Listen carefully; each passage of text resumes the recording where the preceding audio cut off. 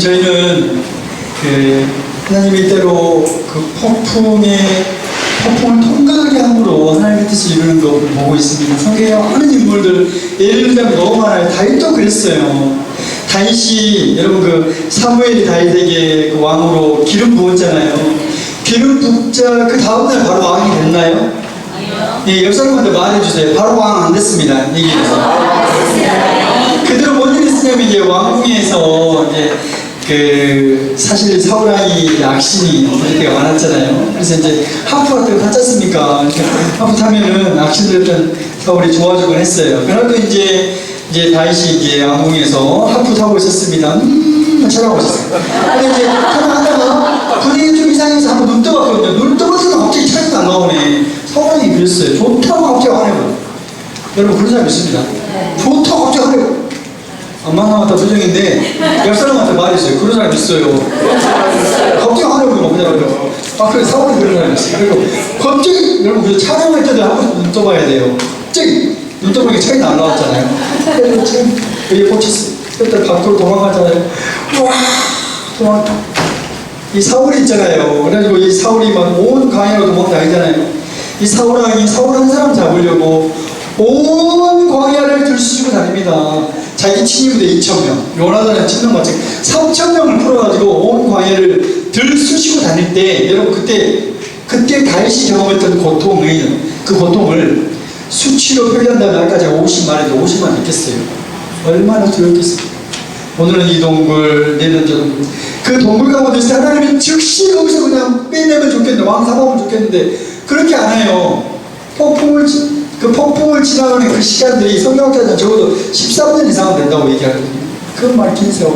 그래서 여러분 시편에서요, 시편의 그 많은 시편이 그 도망 댕길 때 그때 썼던 어느 때 이 동굴에 있을 때 이렇게 많다고요. 한 번은 다윗이 이제 도저히 이스라엘 동네에 살 수 없으니까 블레셋 땅 가드 지역이라고 거기에 아기스 왕 밑에 숨어 있어요. 근데 그때도 또 말이 왔는데 죽을 뻔해요. 살아남으려고 막 침 질질 흘리고 창문이 긁고 해가지고 미친 채 해가지고 겨우 살아남아가지고 그래야 나온 시가 그 시편 34편입니다. 한번 펴보겠습니다. 시편 34편입니다. 살아남으려고 미친 채 하고 나오는데 네, 거기 한번 표제 한번 읽어볼래요? 시작. 다윗이 표제 34편의 표제를 한번 읽어보겠습니다. 시작. 다윗이 아비멜렉 앞에서 미친 채 하다가 쫓겨나서 지을 시에요. 죽을 뻔하다 겨우 살아남았어요. 아비멜렉인데 사실 아기스 왕입니다. 성경에 이렇게 별명이 나올 때가 많아요. 예, 솔로몬도 여디비아로, 기드온도 여룻바벨로 이렇게 표현되겠는데 이게 사실 아기스 왕입니다. 그래서 살아남아가지고 기억했는데 8절만 한번 읽어볼게요. 8절 읽어보겠습니다. 준비 시작. 나는 여호와의 선하심을 보아 그에게 피하는 여기 보니까 너희는 여호와의 선하심을 뭐라고요? 맛보아 알지어다. 예, 오늘 또 우리가 음식 먹었는데 오늘 진짜 맛있더라고요. 음식 하나하나가 우리 오늘 맛있는 음식 국도 너무 맛있고 음식 하나하나 생선 조림 제가 너무 좋아해요. 생선 조림에 있는 무를 제가 좋아해요. 근데 오늘 그 무 맛을 제가 그 무가 너무 맛있더라고요. 오늘 무를 먹으면서 그 맛을 봤는데 그러듯이 하나님의 성품을 이렇게 너희는 여호와의 선하신 하나님의 성품 중에 여기 하나님은 선하시다.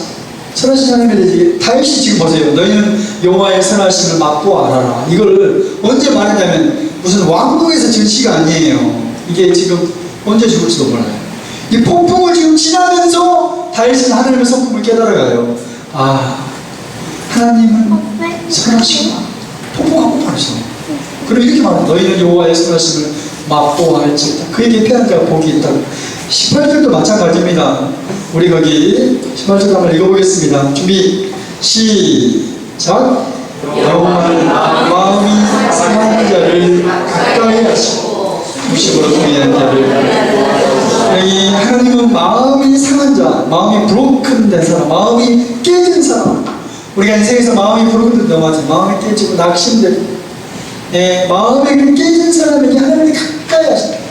여기 가까이 하다 이게 물리적 거리만 말하는 게 아니에요. 심적으로도 하나님은 여러분 이런 말을요 다윗이 지금 언제 이 시를 썼다고요? 지금 본인이 폭풍을 지나는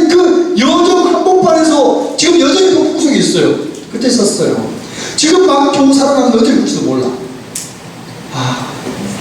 하나님은 내 마음이 깨질 때, 여러분 미칠지 하다가 살았을 때 얼마나 마음이 돌건됐을 거예요. 하나님은 그 경험을 한 다윗이 쓴 거예요. 하나님은 방금 미칠지하고 겨우 살아남은 다윗이 이렇게 고백한 거예요. 하나님은 내 마음이 상할 때, 깨어졌을 때, 불끈되었을 때 가까이 오신 분이고, 이런 것을 다윗이 언제 알았다고요? 폭풍을 통과하는 과정 속에서 하나님의 성품을 알아요. 그것이 폭풍의 의미입니다. 옆 사람한테 말해주세요. 그것이 폭풍의 의미입니다. 옆 사람한테 말해주세요. 여러분, 하나님은 때로 있잖아요. 물론 우리가 폭풍 가운데서 즉시 건져내올 때가 많아요. 제 경험에 많은 게 있고. 그런데 어떤 때는요, 폭풍을 지나요. 우셉이 그랬던 것처럼, 다윗이 그랬던 것처럼. 그런데 그 폭풍을 지나면서 다윗이 하나님을 사랑하십니다. 그리고 하나님은 내가 마음이 깨졌을 때, 아무도 날 안 찾아올 때, 하나님은 가까이 나를 찾아오신 분이구나, 이런 걸 알았던 것처럼 하나님의 성품을 알아가는 것이 폭풍의 의미입니다. 그런 경우도 많아요. 그리고 때가 되니까 다윗을 또 하나님이 우뚝 세우시잖아요. 그것이 폭풍의 의미입니다. 그래서 그 시간에 우리가 한번 옥샵을 좀 잠깐 진행해 보고 싶습니다. 우리 시간에 노트에다 한번 써보고 싶은데요. 이건 중요하니까 한번 써보겠습니다. 아까 여러분이 글쓴자 말하면서 다 너무 말씀 잘 하셨어요. 정확했어요. 네, 우리가 인생에서 경험하는 폭풍들이 뭐 이런 거잖아요. 죽음도, 이혼, 질병, 또 때로는 실직, 관계가 깨지고, 재정의 어려움이 뭐 다양한 폭풍입니다. 자, 우리 나오면서 먼저 1절 3절 읽고 폭풍도 옥샵하겠습니다. 같이 읽을까요? 시작. 여호와의 길은 호우리 바람과 강풍에 있고 구름은 그의 발에 이끌리고. 뭔 말입니까? 하나님의 길은 호우리 바람과 강풍이 폭풍이 남한을 말해서 하나님의 길이 폭풍 속에 있대요. 밑에 한번 읽어볼까요? 하나님은 시작. 하나님은 그 폭풍 속에서도 그의 길을 알고 계신다고 말씀합니다. 우리는 폭풍 한가운데 있을 때 길을 잃어버려요. 그러나 하나님은 아십니다. 폭풍 속에서도 길을 내신 하나님. 예, 우리 옥샵을 한번 진행할 텐데 먼저 뭘 한번 써보냐면요, 폭풍의 내용을 한번 써보세요. 여러분이 지금 경험하고 있는 폭풍을 쓰면 제일 좋아요. 그러나 혹시 지금 아니라면 과거에 어떤 폭풍을 써보셨습니다. 그 폭풍의 내용은 어떤 사람과 관계가 어려워지는 폭풍일 수도 있고, 신앙적인 어려움일 수도 있고, 자녀 문제일 수도 있고, 다양한 폭풍이 있죠. 폭풍의 내용을 구구절들 몇 장 다 쓰란 말이 아니고 간단하게 여러분만 알잖아요. 그 내용 한 두세 줄을 요약해서 쓰시고, 두 번째가 중요해요. 같이 읽어볼까요? 2번 시작. 하나님께서는 이 폭풍을 통해서 내 인생 가운데 뭘 하기 원하시는지. 밑에도 읽어봅시다. 시작. 하나님은 이 폭풍을 통해서 나에게 무엇을 말씀하시고 또 뭘 하기 원하는지 하나님께 물어보라는 거예요. 그렇게 하시기를 축복합니다. 여러분, 하나님께 묻는 게 중요해요. 폭풍을 지날 때는, 이걸 제가 옥샵하는 이유는 우리가 오늘 이후에도 디테일스 안에서도 그럴 수도 있고, 디테일스 이후에도 인생의 폭풍은 진짜 많아요. 다양해요. 폭풍을 지날 때는 눈을 들고 하나님께 물어보십니다. 하나님, 이 폭풍을 통해서 나에게 뭘 하기 원하십니까? 이게 너무너무 중요한 게 사람들은 일반적으로 폭풍을 지나잖아요. 폭풍을 지날 때는 사람을 비난할 때가 많아요. 저 사람 때문에 내가 일을 당했다. 근데 이게 문제는 우리가 폭풍을 지날 때 어떤 사람을 막 정죄하고 판단하고 비난하잖아요. 그런데 이게 뭐가 문제냐면, 그 사람을 비난하다 보면, 정죄하다 보면 하나님을 잃어버려요. 그게 문제입니다. 폭풍을 지날 때 가장 큰 문제는 사람을 비난하다 보면 하나님을 잃어버린다는 거예요.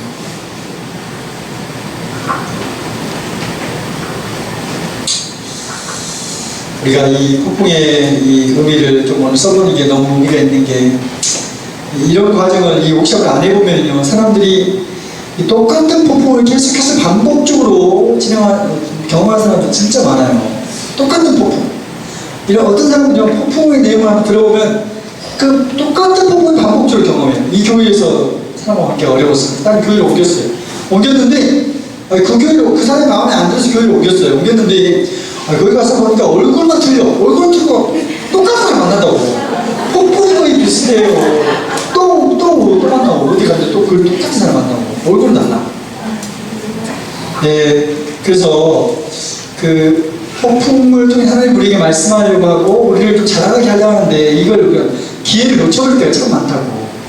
여러분 그 둘째 아들 알죠? 탕자 누가복음 15장에 둘째 아들이 보세요. 들어보겠습니다. 둘째 아들이 아버지의 재산 다 잃어버렸어요. 아버지가 돌아왔어요. 돌아온 탕자가 물론 잃어버린 재산이 많긴 많았죠. 그러나 어마어마하게 부자였던 그의 아버지에게 있어서 그가 잃어버린 재산은 그렇게 큰 의미가 없습니다. 그만큼 아버지가 부자예요. 근데 여기서 문제는 뭐냐면 잃어버린 시간이에요. 잃어버린 시간. 황충이가 먹어버린 나이가 이런 사람 진짜 많아요. 그 폭풍이 어떤 의미에서는 기회인데 내가 또 자랑할 수 있겠는데 기회를 다 놓쳐버려요. 그러니까 폭풍이 이제 다음 단계로 진행이 안 돼. 똑같은 폭풍만 계속 반복죠. 네? 계속 이런 시간이 중요합니다. 우리 이 시간 잠깐 기도하고 저는 이 목사한 다음에 여러분의 삶 속에 이걸 좀 가져가면 좋겠어요. 폭풍을 경험할 때마다 내용을 한번 써보시고 하나님 이 폭풍을 통해서 나에게 무엇을 말씀하기 원하십니까? 내 삶 가운데 무엇을 하기 원하십니까? 하나님께 묻는 연습 여러분의 것 되기를 축복합니다. 잠깐 기도하고 지금 한번 해보겠습니다. 기도하겠습니다. 우리 두 손을 우리 가슴에 대고 기도할까요? 하나님 아버지, 우리가 삶 속에서 의도하지 않고 원하지 않는데 다양한 폭풍을 경험할 때가 많습니다. 주님, 이 시간 우리가 폭풍의 내용을 기록해보고 하나님은 이 폭풍을 통해서 내 삶 가운데 무엇을 하기 원하시는지, 하나님은 이 폭풍을 통해서 내 삶 가운데 무엇을 말씀하기 원하는지 기록해볼 때 성령께서 각 사람에게 말씀하여 주십시오. 성령님, 이 시간 이곳을 지나시옵소서. 성령 하나님 이곳을 덮으시옵소서. 이렇게 하실 성령님을 기대하고 감사하고 예수님의 이름으로 기도합니다. 아멘. 펜을 들고 폭풍 내용을 간략하게 요약해서 기록하시고, 그리고 두 번째가 중요합니다. 하나님, 이 폭풍을 통해서 나에게 무엇을 말씀하기 원하는지, 무엇을 하기 원하는지 기록해 보시기를 바랍니다.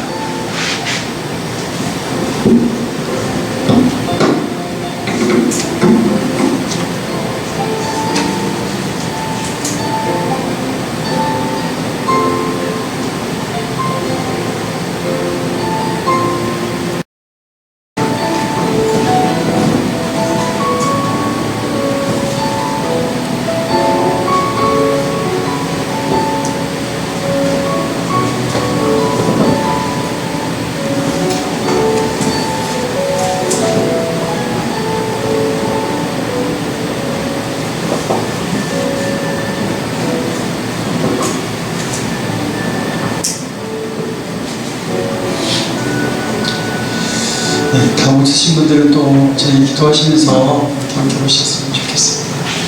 이게 연습이 되면 좋겠어요.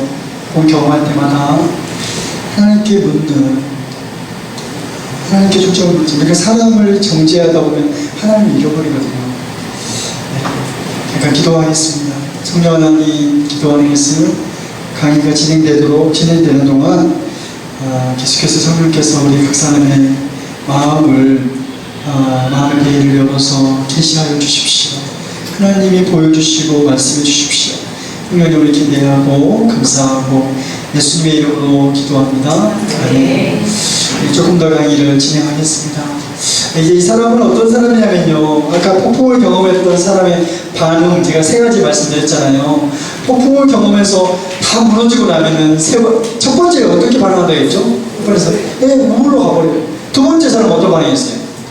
분노하면서 하나님, 내가 기도했지 않습니까? 기도했는데 하나님 살아있다고 믿었는데 이게 뭐냐면 화를 내면서 더 단단한 벽돌, 에스겔 36장의 말씀에 의하면 돌 같은 마음, 말 같은 굳은 마음, 그렇게 싸웠다가 이 두 번째 부류에 해당된 사람이 이 사람이 여기서 멈춰야 되는데 더 싸워버려요. 그래서 이 사람이 여기까지 완전히, 그래서 이 사람은 아까 우리가 봤던 에스겔 13장의 그림이 벽 뒤에 서 있는 사람이라면 이 사람은 벽 속에 갇힌 사람, 이 그림이 벽 속에 갇힌 사람입니다. 자, 한번 따라서 읽어볼까요? 벽 속에 갇힌 사람. 이런 경우도 우리 삶 속에 진짜 많아요. 사실 이 사람이 인생에서 이렇게 벽에 갇혀버린다는요, 거짓 선자이기 때문에요. 거짓 선자의 그 거짓말의 파워가 그리 커요.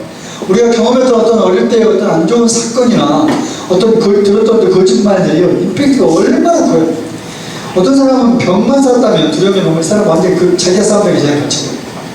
우리 삶 속에 때로는요, 우리 자아의, 내 자아의 한 영역이 이렇게 완전히 묶여버려요. 노예처럼. 거기 완전 그 속박, 묶임. 이게 반디지라고 그러잖아요, 묶임. 그런 분도 진짜 많습니다. 제가 코로나 있을 때 만났던 어떤 분, 한 사람 케이스만 말씀드리자면, 그 자매님은 이제 어릴 때, 그 자매님이 이제 어릴 때, 사실 이제, 자기 친아버지에게 이렇게 성폭행을 당했어요. 근데 이제 그 자매님 같은 경우는 그걸 누구에게도 말하지 못했습니다. 엄마에게도 말 못하고. 그렇게 자라는 자매였는데, 그 자매가 이제 그래서 어릴 때 자매님 마음속에 그 자매님 표현에 하면 죄책감, 그 두려움, 그 고통, 아픔이 얼마나 컸겠어요. 어린 이 자매가.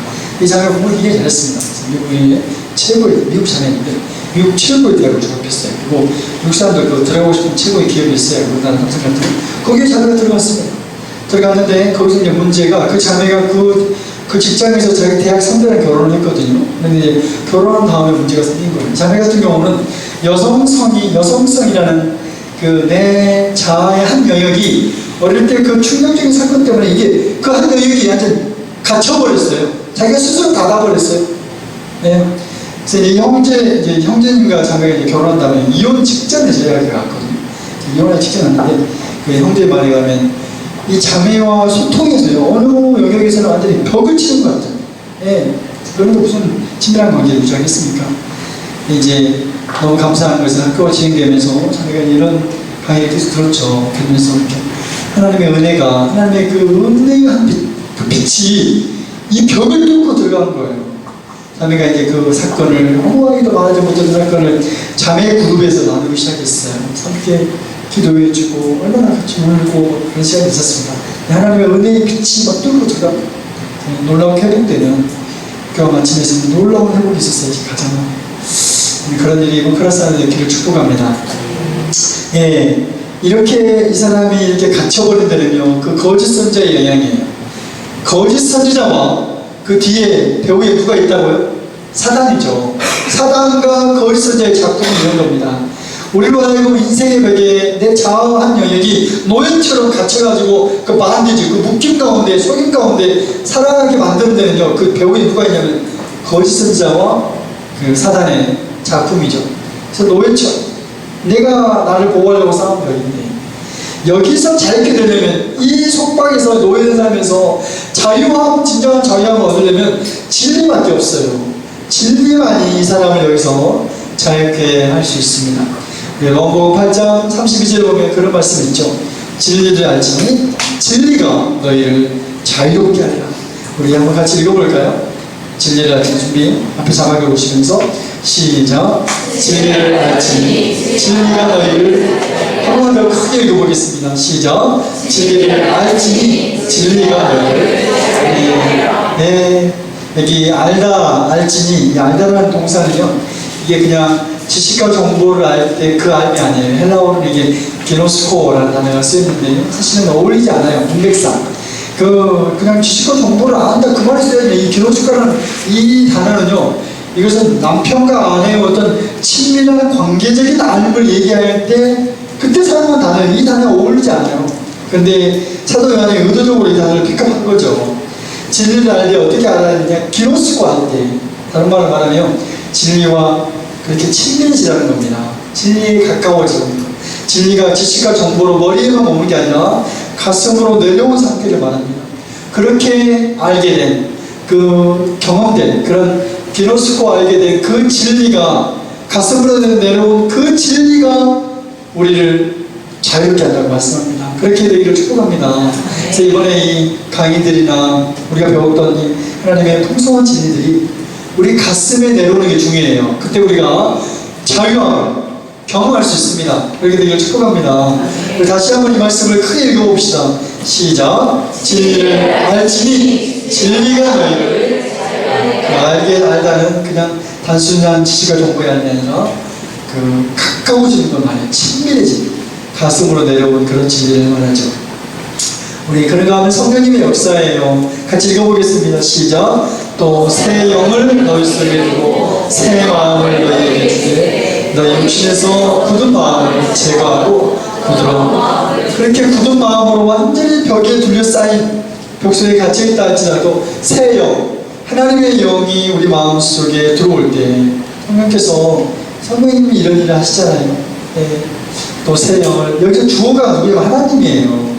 우리가 어떻게 우리를 새롭게 하는 게 아니라 하나님 그분이 하나님이 새 영을 우리에게 주실 때 새 마음을 주실 때 하나님이 하신다는 거예요. 그러니까 예수님이 그 요한복음에 물과 성령을 거둔 이 말씀이 이게 인용된 말씀이죠. 그 주어가 누구냐면 하나님이에요. 하나님의 영이 성령께서 우리를 그렇게 묶임 가운데 있는 우리를 자유케 굳은 마음 가운데 있는 우리를 부드럽게 하신다는 거죠.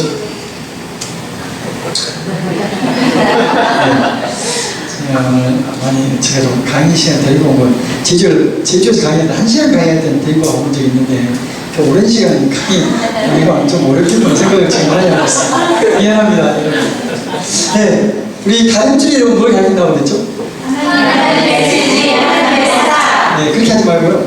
다림질 뭘 가르친다면 여러분은 좀 싸우게 말해줘. 하나님의 진리, 하나님의 사랑. 한번 해보겠습니다. 다림질 뭘 가르쳤다고요? 하나님의 진리, 하나님의 사랑. 사람한테 말해주세요. 다림질은 그 하나님의 진리, 하나님의 사랑을 가르칩니다. 여러분이 가르쳐주세요. 이 사람. 네, 지금 하고 있어요. 예, 다림질은 하나님의 진리. 자, 그런데 아모스가 이 환상을 봤잖아요. 주께서 다림질을 잡고 그 싸움다운 곁에 그 다림질을 잡고 서 계신 장면. 여기 환상이 이렇게 있는데, 근데 여러분, 환상이 있는데, 아모스가 지금 이 환상을 보고 있는 거예요. 아모스가 누구냐면, 우리 예, 자매님이 아모스예요. 자매님 아모스입니다. 네, 한번 이렇게 하고 있는 사람이 있죠. 녹색. 네, 한번 손 들어보세요. 자매님이 일어나지 말고 그냥 자매님 아모스입니다. 아모스가 저기서 지금 환상을 보고 있는데 아모스만이 환상을 본 게 아니라 우리가 아모스 옆에 있는 우리 자매님 한번 손 들어보세요. 우리가 저 자리에 앉았어요. 그럼 아모스 옆에 딱 앉아갖고 아모스 똑같이 이 환상을 지금 보고 있다고 생각해 보세요.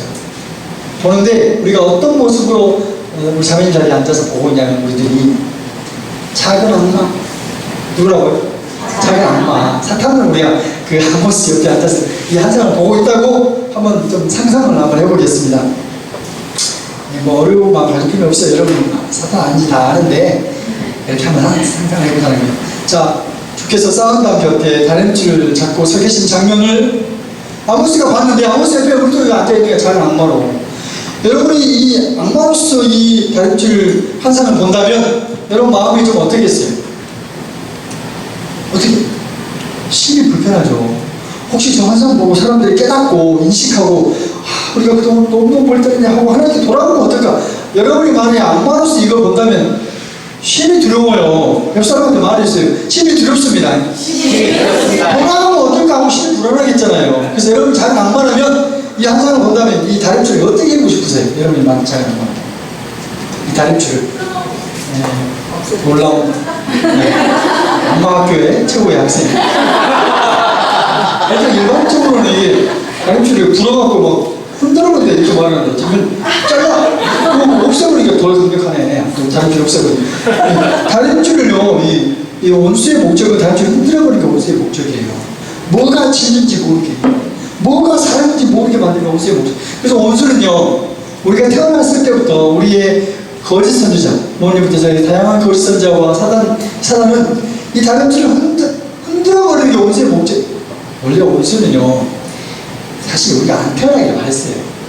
우리가 이 세상에 태어나지 않기를 바랐습니다. 우리가 세상의 그 국가의 어떤 정책이나 둘 만나서 이렇게 이런 거는 많이 있었잖아요.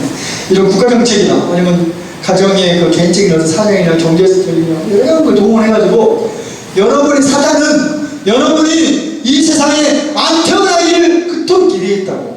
그런데 여러분이 그 어려운 난간을 다 뚫고 태어나면 원수를 전략을 바꿔요. 태어났냐? 그러면 태어나서부터 여러분이 하나님의 진리와 사랑 속에 자라나면 어떤 리더가 될지 원수한테 잡아요. 그래서 원수는요, 이 다림질을 밀어버리는 게 원수의 목적이에요. 어릴 때 여러분이 다림질을 뭔지 모르게 만들면 진리가 뭐다? 빌라도가 질문하잖아요. 진리는 무엇이야? 진리가 뭔지 모르게 만드는 거예요. 사랑이 뭔지 모르게 만드는 게 원수의 목적이에요. 여러분 원수 입장에서 그러면 다림질을 밀어버리려면 어떤 파워가 필요할까요? 다림줄이 제가 뭐라고 그랬죠? 다림줄이? 뭘 가르친다고 그랬죠? 하나님의 진리. 자, 그러면 다림줄, 하나님의 진리를 밀어버리려면 어떤 파워가 필요할까요? 진리 반대말이 뭐예요? 네, 맞습니다. 옆 사람한테 말해주세요. 거짓말입니다. 그래서 원수가 이 다림줄, 하나님의 진리를 반대말로 밀어버리려면 어떤 파워가 필요하냐면 거짓말의 힘으로 밀어버려요. 거짓말의 힘이 필요해요. 그래서 원수가 여러분의 거짓자가 뭐 부모님부터 학교 선생님이나 뭐 또래 집단에 수많은 거짓자를 동원해가지고 어릴 때부터 수많은 거짓말을 듣게 만든 이 바보야, 이 못생긴 애야, 네가 뭘 하겠냐, 수많은 거짓말로 이 다림줄을 밀어버렸던 진리 대신. 그래서 거짓말을 어릴 때부터 듣고 자란 거예요. 여러분, 하나님의 다림줄에서 이 하나님의 진리라는 것은 어떤 율법을 가르치지 않아요. 율법을 저는 처음에 이 강의를 들었을 때 진리하니까 또 지켜야 되냐, 또 율법을 이렇게 묻게 생겼는데 그 말이 아니라 하나님의 관점을 말해요. 나를 향한 하나님의 관점. 그런데 그 하나님의 관점을 우리가 누구인지를 우리 부모님이나 우리를 양육한 주의 양육자들이 그걸 말해줘야 되는데 수많은 거짓말로 이렇게 말하면 그냥 다림줄을 밀어버렸다. 또 하나, 다림줄이 또 뭐라고 그랬죠? 진리이고 또 뭐예요? 하나님의 사랑이잖아요. 근데 어릴 때부터 사랑을 받아야 되는데 그 부모님한테, 그 고리자에게 사랑을 기대했는데 용납하고 수용해 준 게 아니라 오히려 그냥 거절을 받았네. 사랑 못 받는 거, 거절감. 저랑 따라서 할까요? 거절감. 리젝션이라고 그러잖아요. 사랑을 기대했는데 오히려 거절받는 거. 그래서 하나님의 사랑인 이 다림줄을 밀어버리려면 또 하나의 파워가 필요한데 거절감. 옆 사람한테 말해주시면 거절감입니다. 어릴 때부터 수많은 거절감을 경험하게 만듭니다. 여러분, 어릴 때부터 들은 거짓말이 훨씬 파워가 큽니다. 어릴 때 들었던 거짓말, 이 못생긴 애, 네가 뭐야, 이런 다양한 거짓말이 한 인간에게 미치는 파괴적인 영향력이 얼마나 큰지 몰라요. 무지라도 잘 알아야 할 것 같습니다. 그래서 그런 거짓말과 거절감. 원수는요, 우리 인생에서 뭘 훔쳐가냐면, 여러분 잘 보시겠습니다. 원수는 여러분의 주머니, 여러분의 지갑 속에 있는 돈을 훔쳐가지 않아요. 사단은 좀 더 똑똑합니다. 사단은요, 어떻게 해야지 여러분을 더 파괴시키지 않아요. 여러분의 지갑 속에 있는 돈을 훔쳐가는 게 아니라 더 가치 있는 걸 훔쳐가요. 사단은 진리를 훔쳐갑니다. 내 인생에서. 사단은 사랑을 훔쳐가요. 수많은 거짓말, 수많은 거절감의 파워로 다림줄을 밀어버리는 게 원수의 목적이었어요. 그래서 우리가 어릴 때부터 그렇게 하나님의 진리와 사랑 안에 자르지 못하고 수많은 이제 거짓말, 사랑의 결핍 속에, 그래서 우리 삶 속에 수많은 일들이 일어나요. 이제 제가 또 강의를 통해서 말씀을 드리겠습니다. 그런데 원수가 사용한 도구가 두 가지인데 거짓말과 거절감입니다. 제가 한번 따라서 할까요? 거짓말과 거절감. 원수의 무기였어요. 옆 사람한테 말해주시면 거짓말과 거절감이었습니다. 얘기해주세요.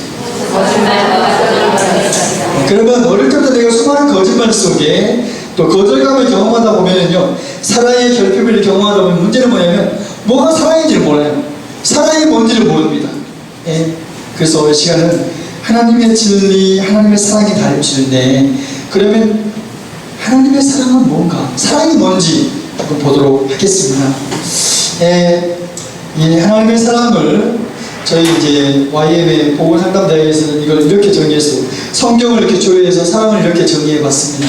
우리 한번 같이 한번 읽어볼까요? 사랑은, 시작. 사랑은 주는 것을 기초로 하는 관계로서 그 사람의 가치감을 풀어주는 것이다. 한 번 더 읽어볼까요? 시작. 사랑은 주는 것을 기초로 하는 관계로서 그 사람의 가치감을 풀어주는 것이다. 예.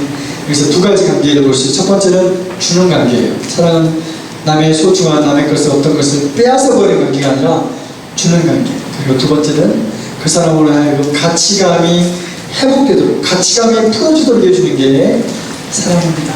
그런 사랑을 받으면, 다른 말로 하면 아, 내가 가치 있구나, 가치감이 새록새록 일어나요. 그런 얘기를 축복합니다.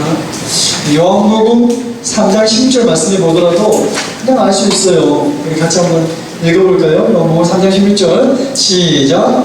하나님의 세상을 이처럼 사랑하사 독생자를 주셨으니 이는 그를 믿는 자마다 영생을 얻게 하리라. 여기 말씀 보니까 하나님이 세상을 이처럼 사랑하니까, 사랑하사 어떻게 했다고요? 사랑하니까 뭐예요? 그 사람의 소중한 걸 빼앗아 버리는 게 아니라 어떻게 한다고? 사랑하니까 오히려 당신의 그 독생자를 주셨대요. 사랑을 주는 관계예요. 그리고 그 사랑받은 사람으로 하여금 멸망한 그런 가치 없는 존재가 아니라 영생을 누릴 만한 가치 있는 존재로 가치감이 풀어지게 하는 게 사랑입니다.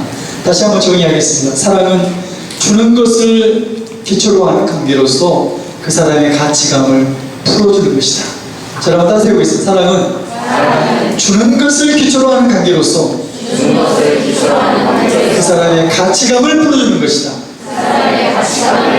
예, 옆 사람한테 한번 말해줘요. 사랑은 주는 것을 기초로 하는 관계로서 그 사람의 가치감을 풀어주는 겁니다. 지금 옆 사람한테 말해주시고요.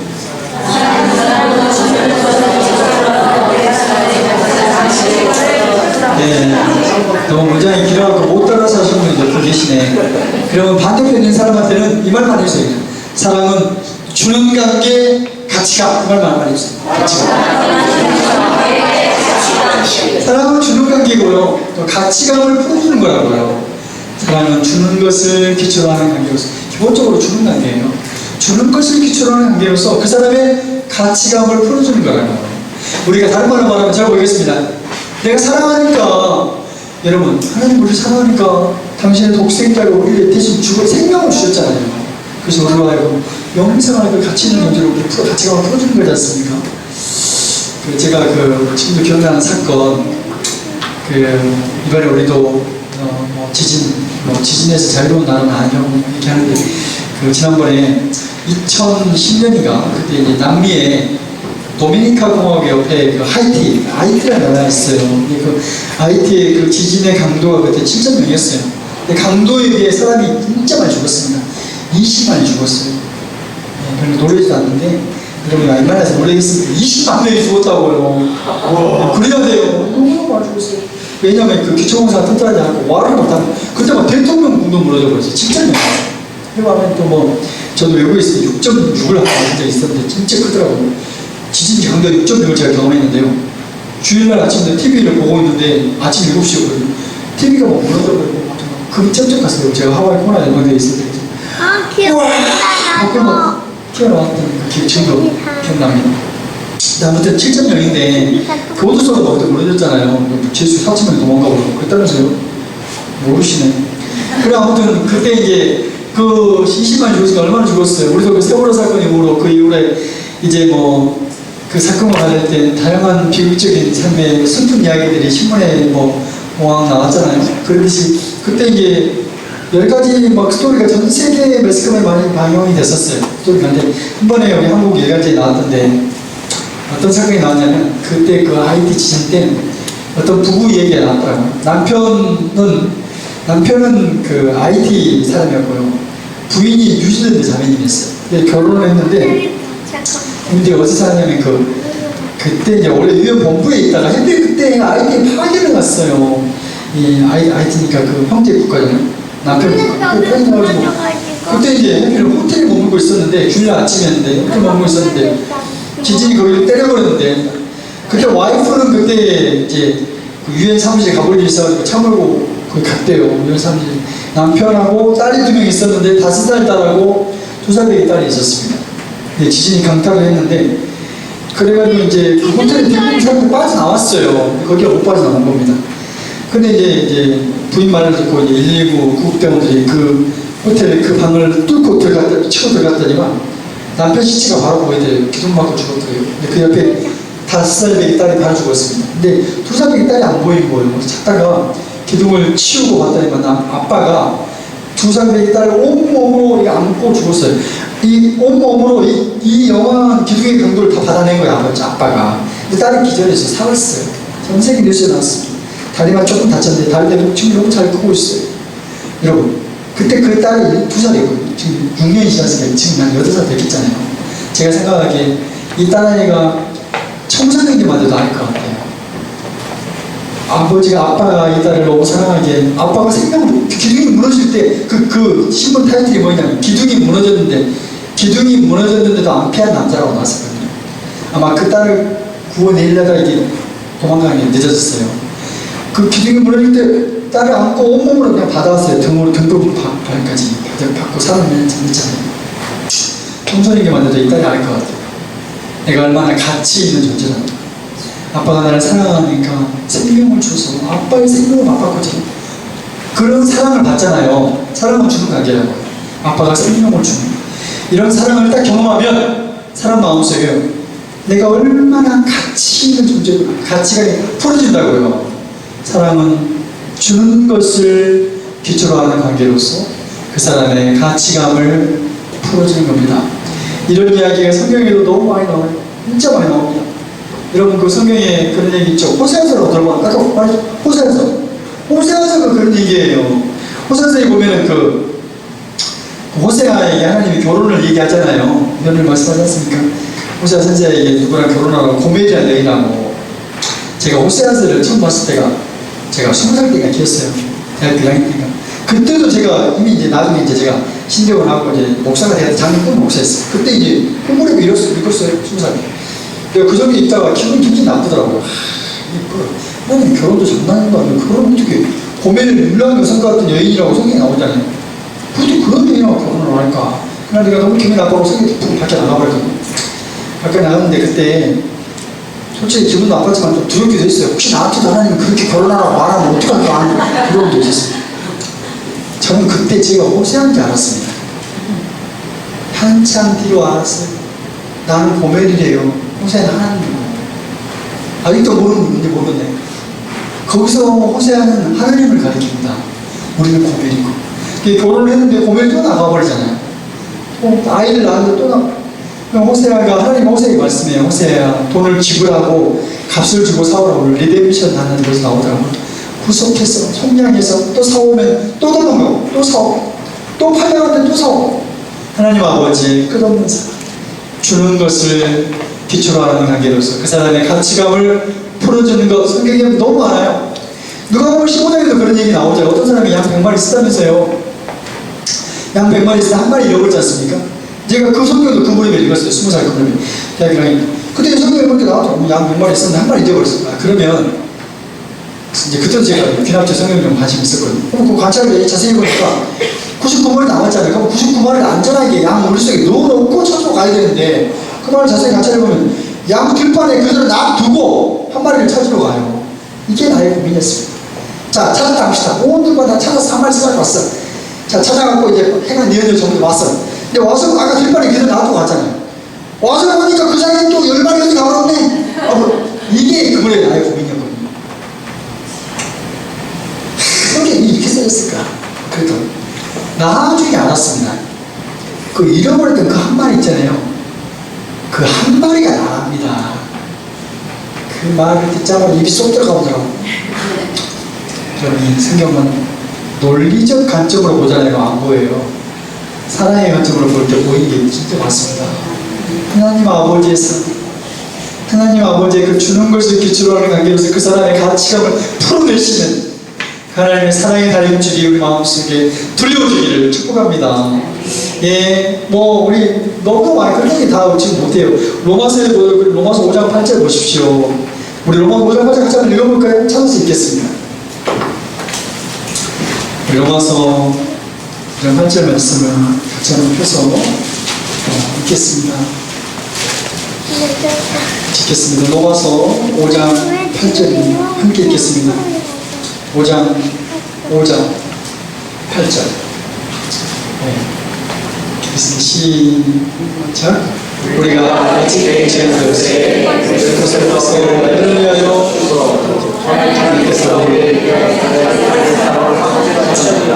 여기 5장을 좀 자세히 관찰해보면 반복적입니다. 우리가 아직이라는 단어만, 아직 연약할 때, 아직 죄인 되었을 때 이게 많다고요.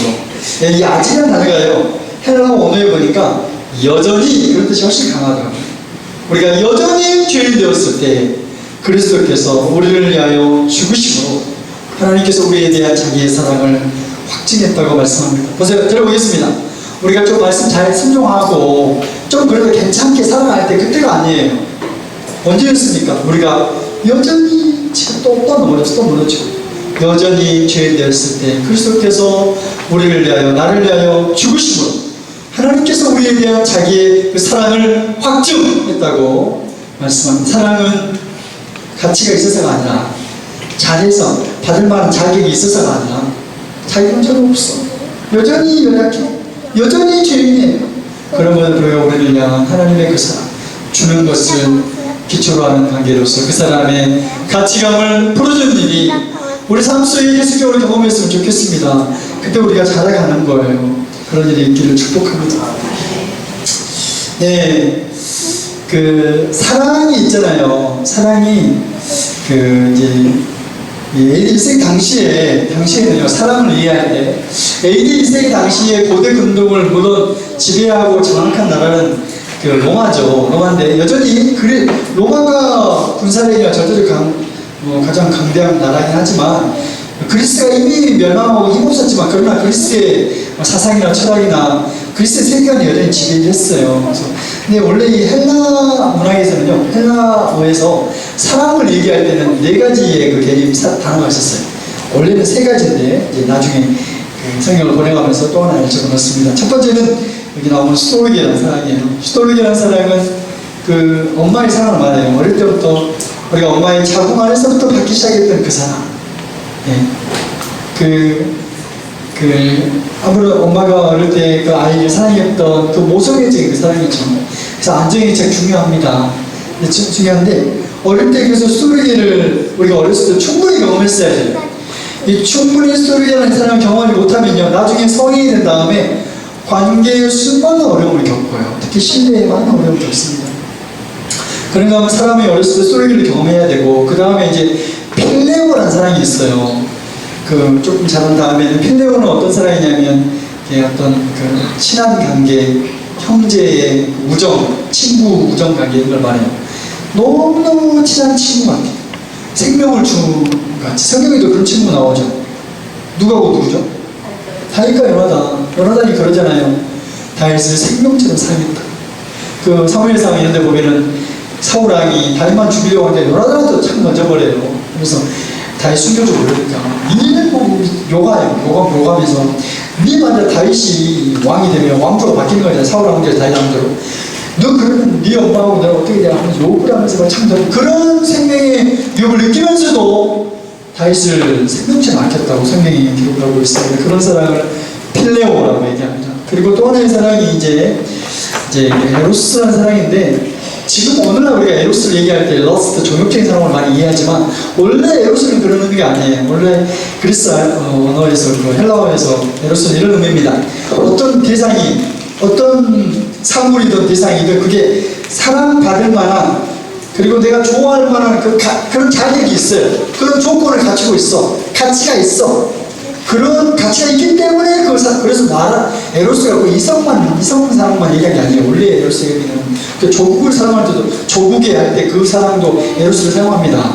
원래 처음에 의미는 이게 나중에 이제 언어라는 게 이제 사회성이 있어가지고 누구나 다 동의하면 그렇게 돼버리잖아요. 그래서 지금 오늘날은 우리가 에로스 하면 정치적 사랑을 이해하지만 원래 의미는 받을 만한 가치가 있네, 자격이 있네, 자격이 있기 때문에 이성도 그래요. 그 자네가 너무 미모가 너무 내가 사랑하는 자격이 있네. 그러니까 사랑. 조국도 나를 보여준 조국을 내가 자격이 있으면 같이 있으면 사랑. 직장을 사랑한다. 이것도 에로스가 생각됩니다. 직장이 나에게 월급도 주고 내가 자랑할 만한 가치가 있네. 그러니까 그럴 때 에로스. 나는 직장을 사랑한다. 그 에로스가 쓰였더라고요. 이게 나중에 제 표정이 생각합니다. 근데 아무튼 에로스가 의미하는 건 뭐냐면 받을 만한 자격이 있어. 가치와 조건을 갖췄어요. 그러니까 거기에 해당되는 사랑을 주는 것. 자격이 있어야 돼요. 그게 에로스예요. 그런데 사랑이 처음에 이 세 가지밖에 없었어요. 스토르게, 필레오, 에로스. 근데 이게 뭐가 문제가 되냐면 나중에 이제 70인명이라는 성경을 번역할 때 문제, 그 이집트의 왕이요.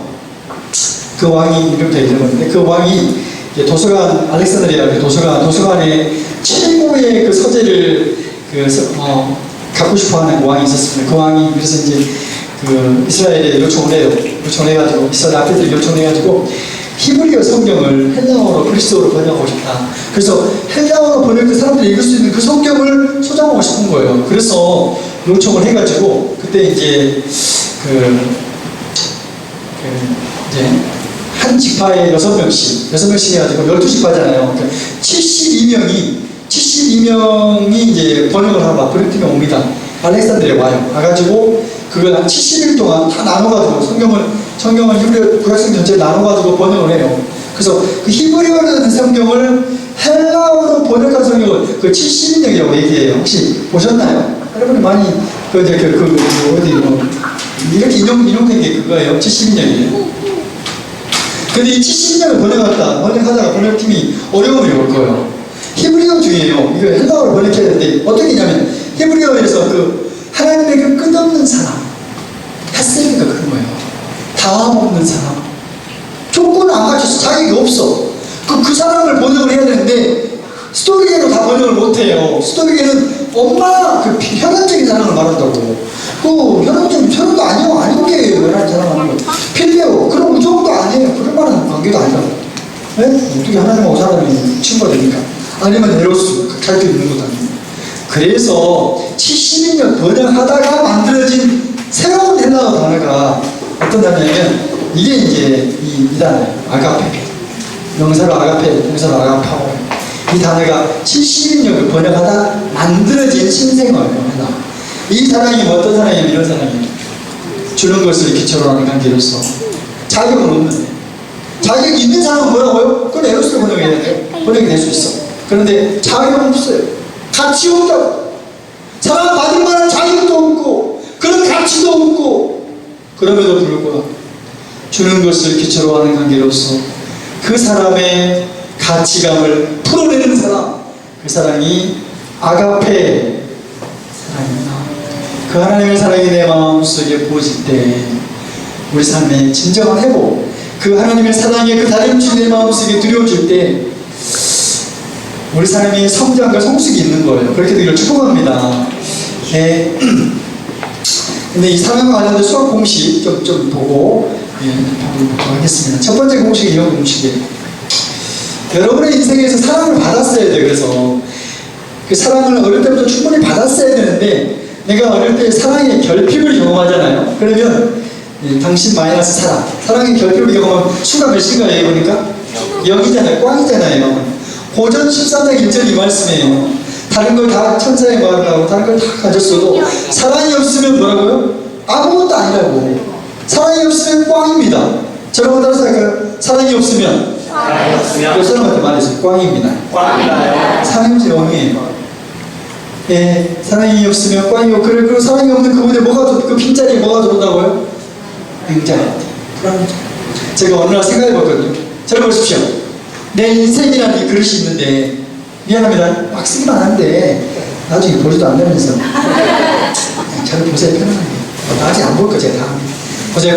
내 인생에 사랑이라는 그릇이 있는데 거기에 조금 있는 그 사랑, 그걸 스포이드로 그 사랑이라는 물을 쭉 뽑아내버리잖아요. 그러면 사랑을 내 삶에서 사랑을 빼버리면 뭐가 남을까? 내가 오늘 생각해봤어요. 두려움밖에 안 남을 것 같아요. 내 인생에 사랑을 빼버리지 않으면 나는 두려움밖에 안 남을 것 같아요.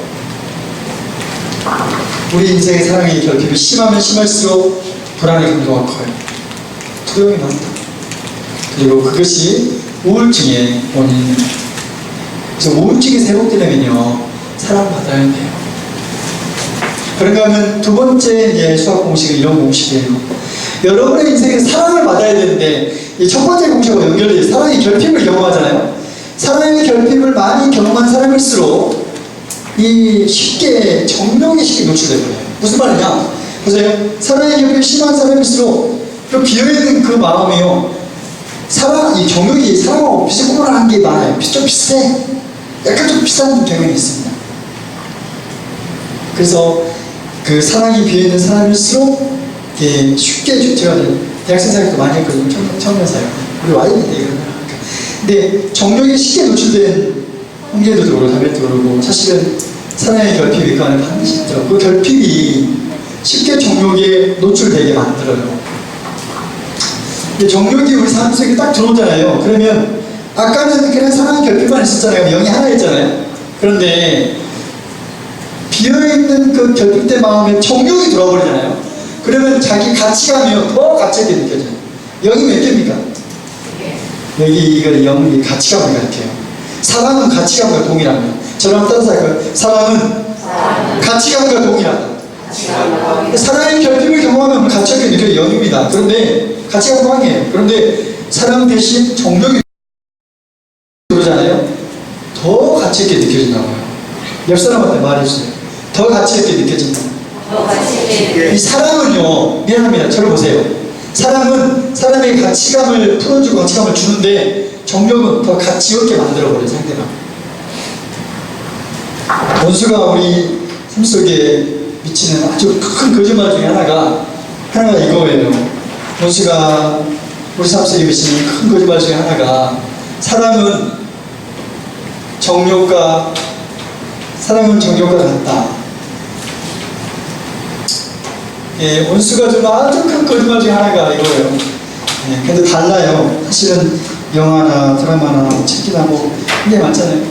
예, 정욕은 뭐냐면요, 정욕은 사랑이 주는 것을 기초로 하는 관계로서 그 사람의 가치감을 준다면, 정욕은 빼앗는, 남의 소중한 것을, 남의 귀한 걸 빼앗는 것을 기초로 하는 관계로서 그 사람을 가치 없게 만들어버려요. 나의 만족을, 나의 그 욕구와 만족을 채우면서 상대방을 가치감을 떨어져요. 그래서 정욕이 노출되면 사람이 더 가치 없게 느껴진다. 그리고 그러면은 그 불안만 있는 게 아니라 깊은 좌절감, 만족감이 아니라, 정욕에 노출되지 않아요. 만족이 온 게 아니라 좌절감, 절망이 있어요. 크리스찬이야, 넌 크리스찬이야. 그게 또 반복되면 중독이 됩니다. 정욕은 우리를 하여금 가치 없게 만든다. 최근에 성매매 그 특별법과 관련해서 사실 뭐 작년에도 한참 말이 많았잖아요. 성매매 특별법, 그게 합헌이냐 위헌이냐 말이 많다가 올해 3월 말에 헌법재판소가 이제 합헌으로 최종 결정이 됐습니다. 그래서 이제 가장 관건이 뭐였냐면, 자발적 성매매를 처벌 대상으로 삼을 건가, 이것 때문에 말이 많이 많았어요. 그래서 그 공개 토론도 하고 그랬잖아요. 저도 관심 있어서 자주 봤는데, 근데 여기서 중요한 건요, 보세요. 그 합헌이 아니라 이걸 다 떠나서 그 성매매가 그 자발적 성매매든 아니면 그게 이제 그렇지 않는 상황이든 어떤 상황이 있었는지, 성매매에 노출된 자매님들의 삶에 있어서 가장 큰 도전은 가치 없게 산다는 거예요. 가치감은 다, 정욕은요, 사람 마음속에 가치감을 다 빼앗아가요. 하나님의 존재 자체가 가치 있다고 말씀하는데, 정욕이 들어오면 가치 없게 느껴진다고요. 본인이 그렇게 느껴요. 그리고 그게 이제 나중에 중독을 만들어냅니다. 우리가 시간을 통해서 우리가 기대하는 삶의 패턴은 이런 거예요. 저는 이 공식이 우리의 것 됐으면 좋겠습니다. 우리 삶 속에 설사 내가 스토리게나 다른 사랑을 내가 경험하지 못했다 할지라도 하나님 아버지의 사랑이 내 마음속에 채워지기 시작합니다. 여러분, 기본적으로 어릴 때부터 사랑받잖아요. 그러면 이 자존감, SE, 예, 셀프에스팀이죠. 셀프에스팀. 자존감이 건강해요. 사랑받아야지 자존감이 건강합니다. 그리고 사랑받은 사람이 기쁨의 영향이 크다고요. 그런가 하면 평강과 생명을 얻고, 이런 일이 여러분 삶 안에도 제 삶 안에 속으로 있었으면 좋겠습니다. 그렇게 되기를 축복합니다. 저는 이 강의가 여러분에게 도움됐으면 좋겠고, 여러분 가정 안에도 이렇게 도움이 됐으면 좋겠습니다. 자, 그러면 우리가 이제 조금 더 나가서요, 조금 더 보겠습니다. 예, 여러분, 다림질이 뭘 가르친다고요? 다림질은, 아이고, 그 사이에 잊어버렸네, 이쪽은. 다림질이 뭘 가르친다고요? 에이, 싸는 게 많아서. 준비! 자. 다림질이 뭘 가르친다고요? 다림질은 하나님의 진리, 하나님의 사랑을 가르칩니다. 또 원수는요, 여러분, 이것이 얼마나 파워 있다는 걸 원수한테 잘 알아요. 그래서 진리 대신 우리 삶 속에 자꾸 약간 뭘 심어줬다고, 어릴 때부터? 거짓말, 가치 없다고. 너는 무가치, 너는 충분하지 않아, 네가 뭘 할 수 있어, 못생긴 실패자. 예, 수많은 이런 거짓말로 우리 삶 속에 영향력을 미쳐왔어요. 거짓 선지자와 사단의 작품이었습니다. 그러니까 두 번째로 또 사랑 대신 사랑의 결핍, 거절감을 막 경험하게 만들어요. 그러다 보면요, 보세요, 다림줄이, 예, 아까 제가 다림줄을 어디다 뒀죠? 어디 갔지? 오늘 강의하다 어디 뭔가 아프니까 이거 어딘지 모르겠네요. 아, 여기서 치마다 밑에 있으면 못 봐요. 자, 다시 한번 질문하겠습니다. 자, 다림질 뭘 가르친다고요? 하나님의 진리, 하나님의 사랑. 하나님의 다림질은 이 강의가요. 책도 나오기도 했지만 책도 어려워요. 근데 그 강의 자체가 어렵습니다. 그래서 어려워서 이 강의 들으면 사람들이 어렵다고 말 많이 해요. 근데 이제 여러분 저한테 이 강의 들으면 축복입니다. 이 한국에 다림질 강의하는 사람 많은데 브루스 탐슨이 다림질 강의 허락한 사람 몇 명 안 돼요. 제가 이 강의 허락받은 밑간을 많이 허락받은 사람입니다. 여러분 나한테 강의 들으면 이게 저한테 강의 듣고 어렵다는 건 좀 문제가 있는 거예요. 저는 체질 시켜도 원하는 거 하는데 좀 알아먹겠죠? 네. 다림질이 뭘 가르친다고요? 하나님의 진리, 하나님의 사랑. 그런데 원수는 다림질을 밀어버리는 거예요.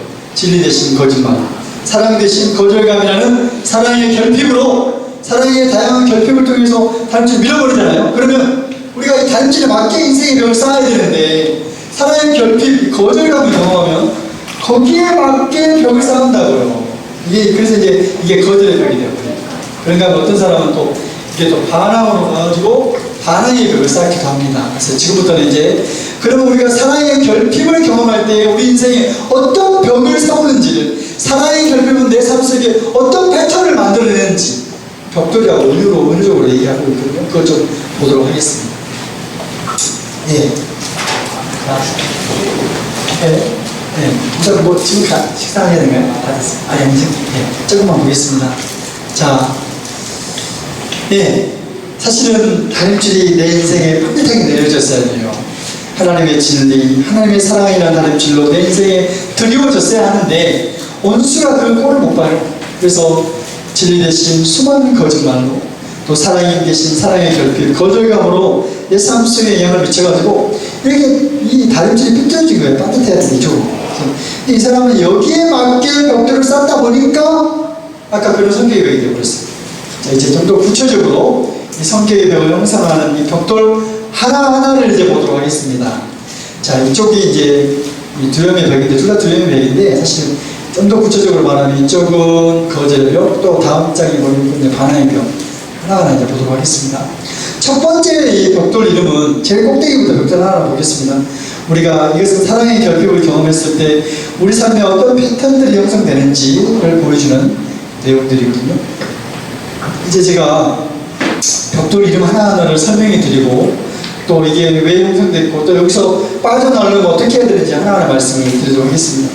우리가 우리 삶 속에서 사랑의 결핍, 거절감을 경험하다 보면 첫 번째 어떤 벽돌이 내 삶 속에 딱 들어버리냐면 슬픔이라는 벽돌이 들어와요. 어떤 벽돌이 들어온다고요? 옆 사람한테 말해주세요. 슬픔입니다.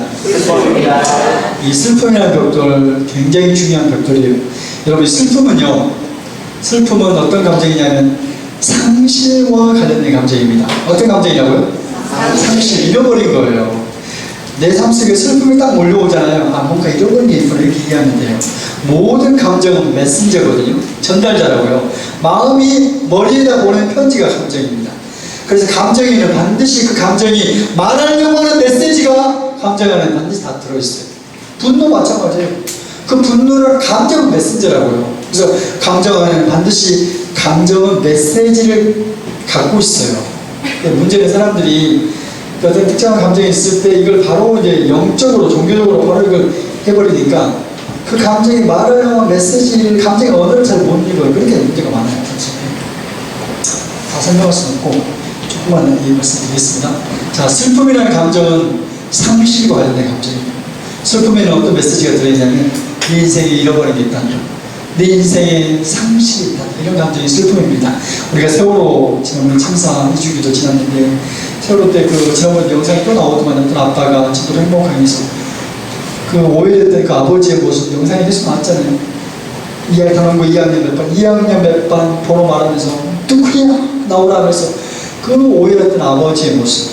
슬픔은요, 상실과 내 인생의 소중한 어떤 사람이 죽거나 떠나버렸을 때, 잃어버렸을 때, 사랑했던 것을 잃어버렸어요. 그때 느끼는 감정입니다. 슬픔은 상실과 관련되어 있어요. 그런데 어떤 내가 가졌던 것을 잃어버렸을 때도 느끼는 거지만 또 하나, 그래서 내가 어떤 꿈이 있었어요. 비전이 있었다. 근데 어릴 때부터 내가 좀 꿈과 비전이 있었는데 지금 나의 현실이 도저히 그 꿈이 이루어질 수 없는 현실이네. 그때 느끼는 감정도 슬픔이에요. 내가 가졌던 것을 잃어버렸을 때, 어떤 내가 사랑했던 가족이 죽거나 떠나버렸을 때 어떤 사별, 근데 슬픔이라는 감정은 상실 자체가 그래요. 상실이라는 게 이 사별을 뛰어넘어요. 훨씬 사별보다 범주가 훨씬 큽니다. 그래서 내가 꼭 이 상실은, 그래서 상실의 범주가 훨씬 크더라고. 사별만 있는 게 아니에요. 죽거나 떠나버렸을 때 물론 뭘 보면 되지만 직접 잃어버린 것도 큰 상실입니다. 그래서 거기 슬픔이 있어요. 내가 오랫동안 지상했는데 갑자기 잃어버렸어요. 아니면 건강을 잃어버렸어요. 큰 상실이에요. 관계를 잃어버려도 그래요. 내가 너무 좋아하고 사는 사람과 더 이상 관계가. 그래서 여러분 그 교제하다가 그 20대 학생들, 청년들 보면 관계가 단절했을 때 막 어쩌다 자살하고 뭐 그래요. 그런 상실이 준 고통이 얼마나 큰지 몰라요. 근데 상실은 사별의 범주가 훨씬 크다는 다양한 범주가 있습니다. 심지어 꿈을 잃어버렸을 때 마찬가지예요. 그래서 이제 이 상실이요. 상실이 사실 이제 외상하고도 깊은 관련이 있어요. 상실이. 보통 우리가 그 외상을 얘기할 때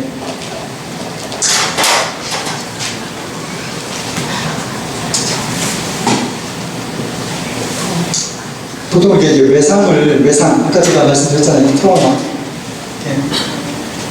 트라우마가 외상인데, 트라우마는 한 인간이 견딜 수 없는 어떤 그 상처를 말해요. 감당할 수 없는 상처. 보통 사람들이 상담실을 놓고 할 때는 되게 이제 스트레스 때문에 놓고 해요. 스트레스가 사람이 미치는 영향이 굉장히 큽니다. 그 강도가 너무 크게 상담실을 놓고 하고, 스트레스보다 좀 더 큰 게, 스트레스보다 더 큰 게 이제 상실이고, 그리고 이제 더 큰 게 위기, 그리고 이제 더 큰 게 외상이에요. 이 트라우마, 외상이라고 말했을 때, 그 외상이요. 처음에 이제 한 종류만 있지 않았는데, 2002년을 기점으로 알게 돼요. A타입 트라우마와 B타입 트라우마가 있는 걸 알게 돼요. A형 예상, B형 예상. 외상이 크게 두 종류예요. A형 예상, B형 예상. A형 예상은 뭐냐면, 이게 앱센스라는 겁니다. 앱센스. B형 예상이 이제 나쁜 어떤 사건.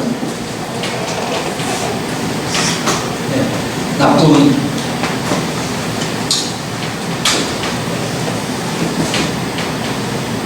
사건, 어떤 나쁜 사건이 일어난 거예요.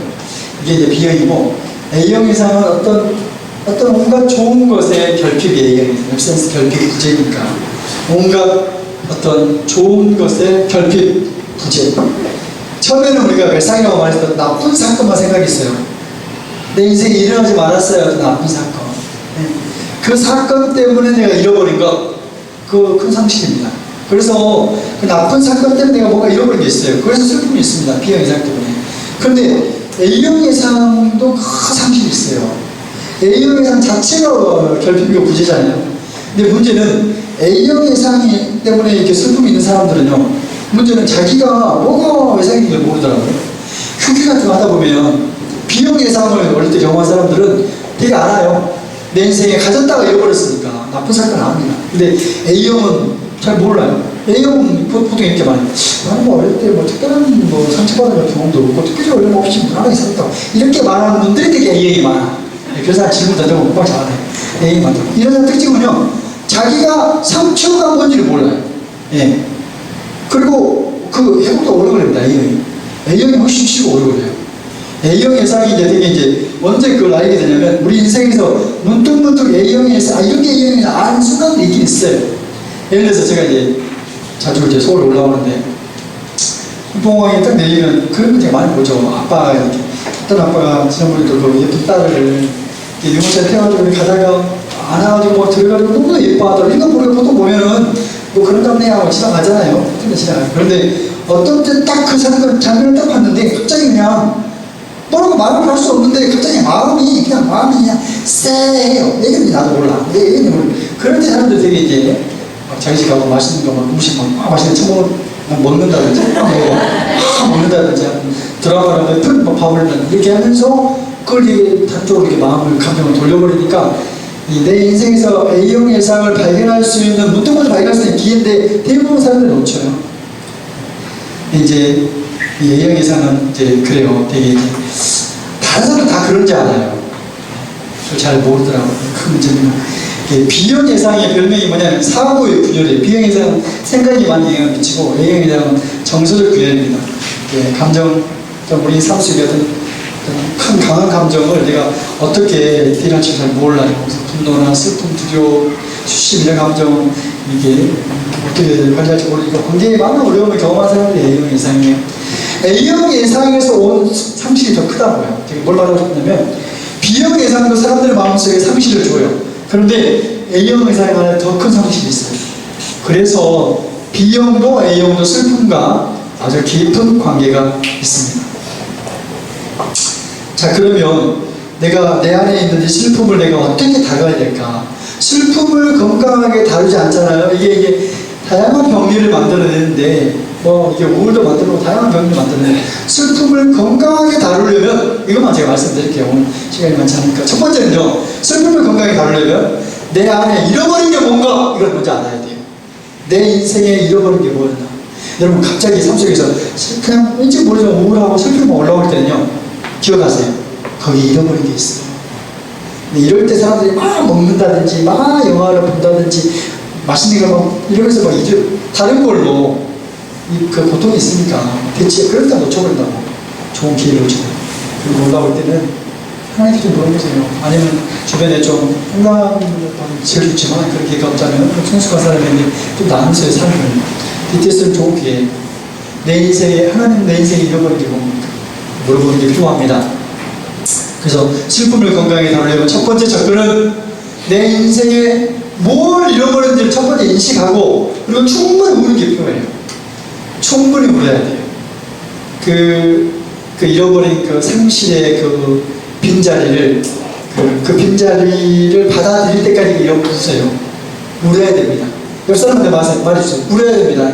우는 게 첫 번째예요. 울 때 먼저 이유도 없이 울고 자빠졌으면 저는 도움이 안 돼요. 왜 우는가를 알아야 돼. 뭘 잃어버렸구나. 뭘 상실했다는 걸 알고 울어야지. 그냥 무조건 울고 있으면 그거 우울증돼요. 그거 하면 도움이 안 돼요. 근데 울 때, 울긴 울어야 돼. 슬픔은 울어야 됩니다. 근데 울어야 되는데, 무조건 울고 있어. 안 돼. 왜 우냐고 그러면, 나도 몰라. 이러면 안 돼.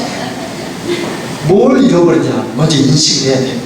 그래서 물어봐야 돼요. 하나님, 내가 잃어버린 게 뭡니까? 뭘 관계를 잃어버렸습니까? 아니면 뭘 잃어버렸냐? 어릴 때 꿈이 있었는데 나 이것이 더 이상 이룰 수 그런 경우도 굉장히 많아요. 그래서 그 뭘 잃어버린 인식을 하고, 뭘 상실 인식하고, 그리고 충분히 떠나보낼 때까지 우세요. 떠나보낼 때까지 그 빈자리, 그 부재한, 이미 그 사람은 떠나 죽었어요. 떠나보냈는데 그 마음의 빈자리를 받아들일 때까지 충분히 우는 게 이게 슬픔을 다루는 첫 번째. 첫 번째가 뭐라고요? 인식하고 울라. 첫 번째. 그러면 두 번째는 뭐냐면요. 슬픔을 건강하게 다루려면 두 번째는 엘리자베스 카플로스가 이것을 발표했어요. 애통의 5단계라고. 그 5단계를 좀 이해하는 게 필요해요. 뭘 이해한다고요? 제가 한번 따라하겠습니다. 애통의 5단계. 네, 이게 그리빙 프로세스라고 애통의 단계인데 그 5단계가 있어요. 엘리자베스 카플로스라는 분이 계십니다. 이분이 이제 스위스의 정신의학자인데요. 출신으로서 이분이 이제 너무 귀한 인류 역사에 너무나 귀한 영향을 미쳤어요. 그 암 말기 환자들 있잖아요. 그 말기 환자들 500명을 인터뷰한 분입니다. 그래서 죽음의 순간이라는 논문에서 그 암, 여러분, 건강을 잃어버리는 엄청난 상실이에요. 엄청난 슬픔이 거기 있는데 그 사람들이 어떤 그 큰 상실을 경험했을 때 어떤 감정의 그 단계, 스테이지를 경험하는 걸 보면서 500명을 인터뷰하면서 이걸 잡아냈어요. 여러분, 이 엘리자베스 카플로스가 누구냐면, 그 여러분 혹시 들어보셨나요? 호스피스 운동이라고 들어봤나요? 모르네. 말기 환자들 도와주는 호스피스 운동 만든 사람이에요. 그 사람인데, 그 사람이 이제 500명을 인터뷰하면서 사람이 인생에서 큰 상실을 경험했을 때 감정적으로 어떻게 이게 단계를 경험하는가 봤는데 그게 애통의 5단계입니다. 네, 첫 번째 단계는 뭐냐면 애통 5단계. 몇 단계라고요? 옆 사람한테 말해주세요. 5단계입니다. 네. 목사님 밥 먹어야 되죠? 기도하겠습니다.